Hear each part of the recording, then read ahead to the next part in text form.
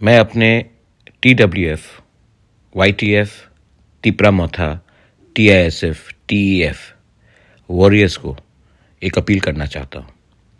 आपने देखा है कि आज हमारा जो स्क्रिप्ट ये लोग ने CBSE और एग्ज़ाम्स के लिए बांग्ला स्क्रिप्ट में के लिए इन्होंने गवर्नमेंट ऑफ इंडिया को लिखा है। अगर हमारा तिपरासा का नेक्स्ट जनरेशन को सरवाइव करना है, बचना है, तो ये नहीं चलेगा।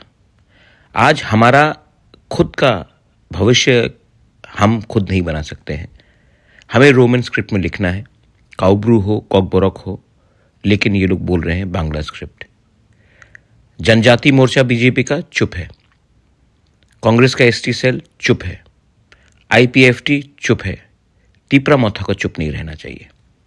मैं अपील करता हूं आप सबको, सब एक बार अर्जेंट मीटिंग रखिए और आने वाले दिन में हम क्या कर सकते हैं, कैसा प्रोटेस्ट कर सकते हैं, उसका तैयारी कीजिए। इन लोगों को ऊपर ज़्यादा विश्वास करने का हमारा विश्वास टूट गया है। बहुत बार इन्होंने बहुत चीज़ बोला है और लास्ट में धोखा मिला है। ये लोग सिर्फ एक ही भाषा जानते हैं जब हम लोग रास्ते में निकलते हैं।